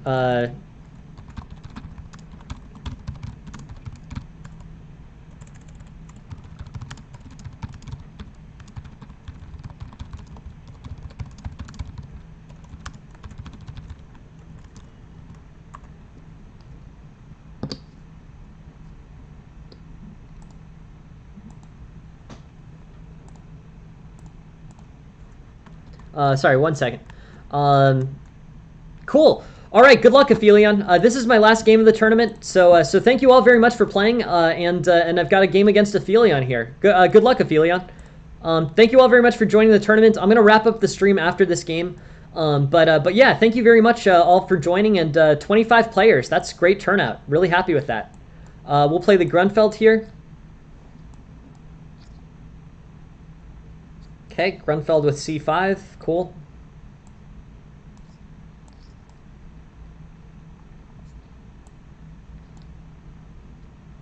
I'm pretty sure this is still theory. I think this is theory.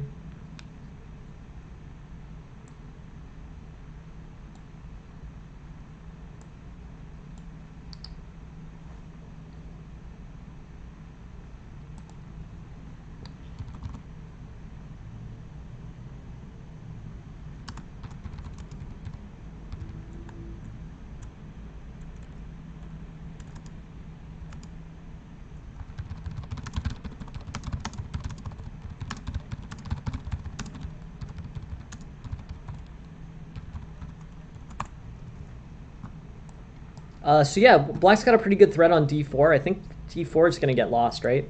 I'm not sure I played the theory right on this. Interesting.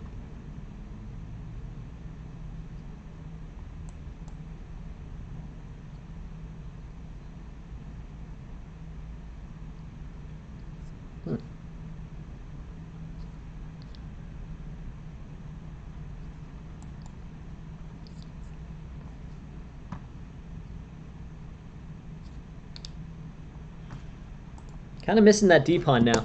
Sorry, here. Yeah, kind of missing that d-pawn.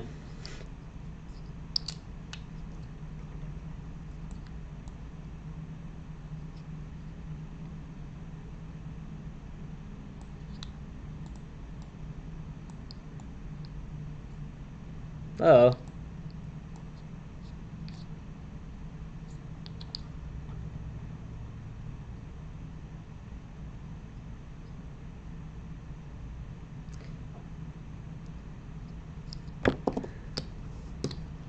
Let's take a look. I'm really interested. Thank you for the game, Aphelion. Sorry, that was kind of unfortunate.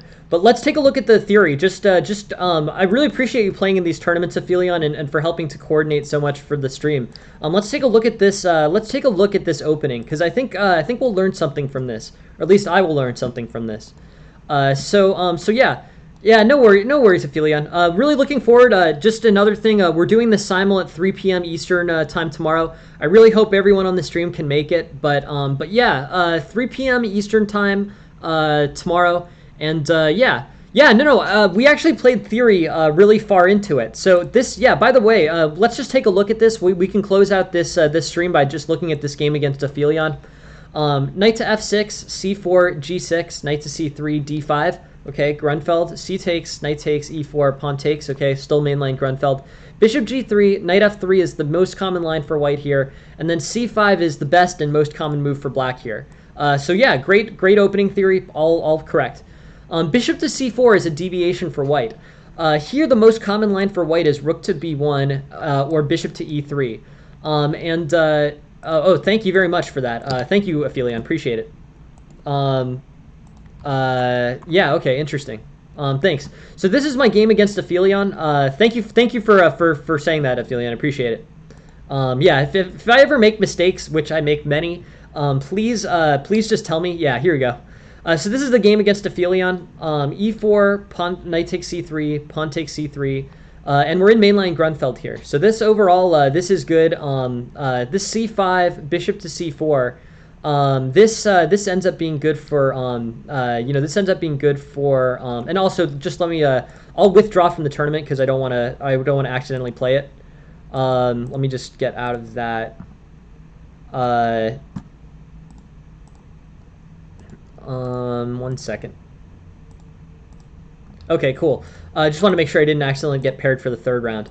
But yeah. Okay, cool. So c5, we're in this opening theory. Bishop to c4 is not the opening theory for white. The best moves for white are rook to b1, bishop to e3, and bishop to b5. I think those are the big moves that improve the game for white. So one of those three is better for white. Bishop to c4 is a mainline Grunfeld move, but it is not the main line in this situation. Rook to b1 or bishop to e3. Okay, so this is kind of weird for white. White's bishop shouldn't be there in this situation, but bishop to e3, knight to c6, and looking at the eval here, I think the eval should be okay for white. But the error here was on rook to c1, and with rook to c1, the d4 pawn hangs. So c takes d4 or bishop to g4 first. Bishop to g4, white has the opportunity to play d5 here. But white doesn't. So white makes a big error here. Bishop to e2. So really, you really outplayed this opening, Aphelion. In this tournament, you ended up in a very good position, or in this game, you ended up in a good position because white didn't hold on to the d4 pawn. So this is good. I mean, honestly, the opening here was good for black, and black was winning until the final move, really. But bishop, so two improvements for white here. First, bishop to c4 was too early in this. Rook to b1 was the most common move. Bishop to e3 was the second most common move, but both moves that deal with the threat on d4. So white needs to play a move that defends against threats on d4 more early than this. Bishop to c4 can come later, but that has to happen after these basically trades or solidification of d4. So bishop to c4, castles, bishop to e3, knight to c6, rook to c1, bishop to g4, bishop to e2. Bishop to e4 is a big blunder for white, not a good idea for white. So with bishop to e2, black can play bishop takes f3, bishop takes f3, c takes d4, pawn takes d4, knight takes d4, and black's up a full pawn here, full pawn and positionally. So this was obviously good for black. White needs to take better care of his c4 pawn, and after this, black basically wins the a pawn as well. So I really lucked out. I mean, basically, in this game, white never really had an opportunity to make an error, to be honest, or black never had an opportunity to make an error, to be honest. Black's up by 2 pawns until queen takes ace2 and the game concludes. So I feel like I got lucky. Aphelion was on the start of a very good game, and just I think because of the time control, the game was volatile. But anyways, great opening play by Aphelion, yeah, rook to c8. Okay, they call inaccurate. They say just take the pawn immediately. I guess is the one improvement for black. But overall, great game by Aphelion. I just sort of got lucky in the time control. Anyways, thank you very much for sending the game, Aphelion. Thank you very much for playing, and yeah, thanks all very much for playing in the tournament. Let's just look at this tournament one final time. We've got we've got this tournament here. Let me just look. I'm kind of curious because I assume that we've probably got as many people as are going to play in it now.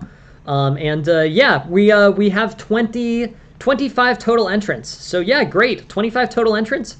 Good luck to everyone. I'm gonna wrap up the stream right now, but enjoy the rest of the tournament. It will go on to the tournament leaderboard, and really good. Good luck to everyone in round 3, and I'm gonna conclude the stream. Thanks all for playing. The next big event is 3 p.m. Tomorrow Eastern time. Hopefully that'll be a big simul. I'm playing game in 90 plus 60 seconds against as many people as can play.